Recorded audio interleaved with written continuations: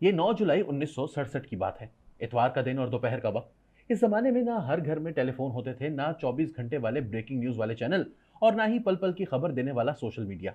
मगर दोपहर ढलते ढलते ये खबर पूरे पाकिस्तान में फैल चुकी थी कि मोहतरमा फातिमा जिन्ना इंतकाल कर गई हैं।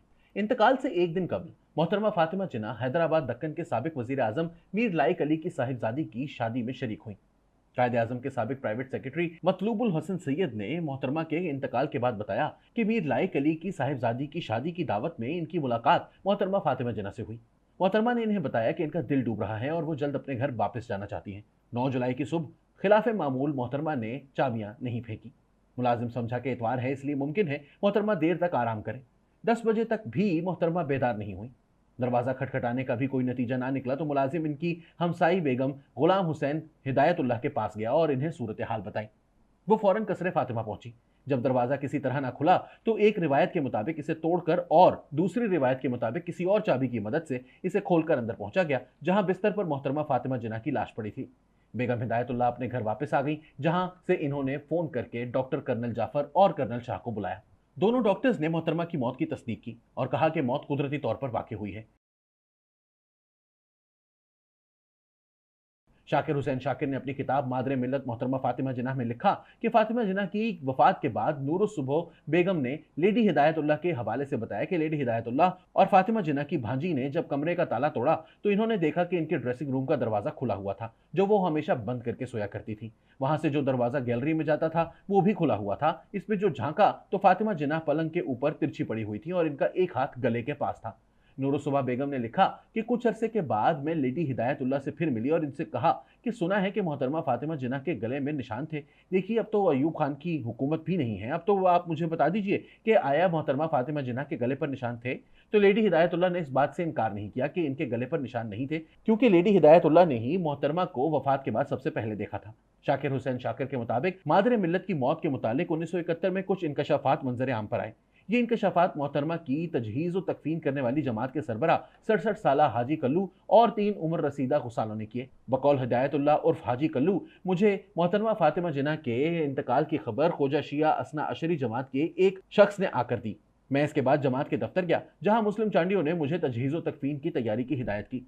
तीनों गुसाल फातिमा सैयद, फातिमा कासिम और फातिमा बाई बच्चू इस ख्वाबगाह में चली गईं, जहां मादरे मिल्लत की लाश पड़ी हुई थी। गुस्ल के दौरान गुसालों ने देखा कि मोहतरमा के जिस्म पर गहरे जख्म हैं और जगह जगह चोटों के निशान हैं। हम खामोशी से अपना काम करते रहे। गुसालों ने मोहतरमा के जिस्म पर निशानात और गहरे जख्म देखकर एहतजाज करना चाहा और मामले की नौयत मालूम करने के लिए जुबान खोली, लेकिन कुछ लोगों ने कहा कि इस मामले में खामोशी इख्तियार की जाए।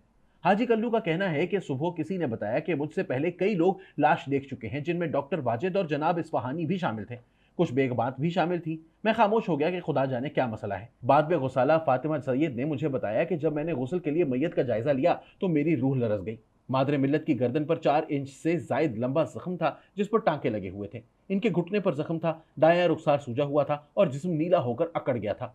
इनकी चादर और लिबास खून में लथपथ थी और खून के खुश्क धब्बों से कपड़ा सख्त हो गया था। मैंने मोहतरमा के जिस्म पर जख्मों के बारे में मुंह खोलना चाहा, लेकिन मुझे मना कर दिया गया। खून आलूद कपड़े मैं अपने साथ इजाजत से घर ले आई थी। 1 साल तक ये मेरे पास रहे। जब सड़ने लगे तो मैंने इनको अपने घर के पास प्लास्टिक की थैली में दफन कर दिया। मैं ये कपड़े लाई तो मेरी जमात के लोगों ने मुझे खौफ दिलाया कि मैं इनका किसी से तज़किरा ना करूं।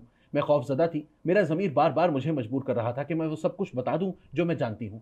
एक और गुसाला फातिमा बाई बच्चों ने मोहतरमा फातिमा जिन्ना के जिस्म पर जख्मों की तस्दीक करते हुए कहा कि मोहतरमा के पेट में एक बारीक सुराख था, जिससे मुताफन पानी बह रहा था। इनके जिस्म पर जगह जगह चोट के नील पड़े हुए थे। ऐसा मालूम होता है कि जैसे इन्हें किसी ने जदोकोब किया हो। तीसरी गुसाला फातिमा कासिम ने भी इन्हीं तफसीलात की तस्दीक की।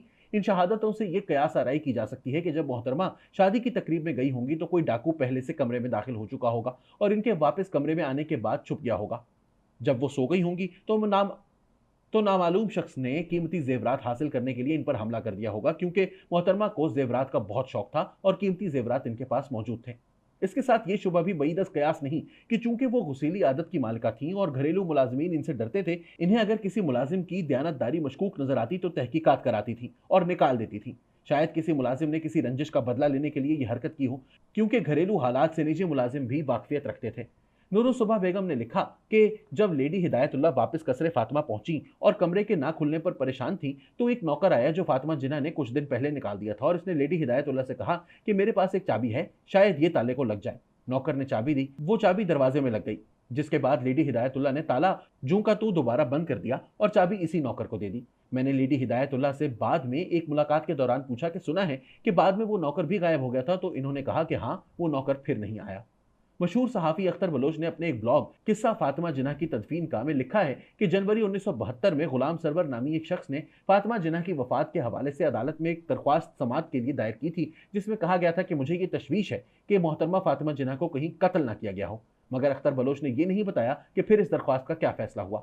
मोहतरमा फातिमा जिन्ना के इंतकाल या कत्ल के बाद एक तवील अरसे तक इनकी वफात का मामला मुइम्मा बना रहा। 2003 में पाकिस्तान के साबिक वजीर खारजा और अटॉर्नी जनरल शरीफुद्दीन पीरजादा ने उस वक्त के वजीर आजम मीर जफरुल्लाह जमाली से मुतालबा किया कि मोहतरमा फातिमा जिन्ना के कत्ल के सिलसिले में काजी फजलुल्लाह की निगरानी में जो इंक्वायरी रिपोर्ट तैयार हुई थी, इसे मंजर आम पर लाया जाए।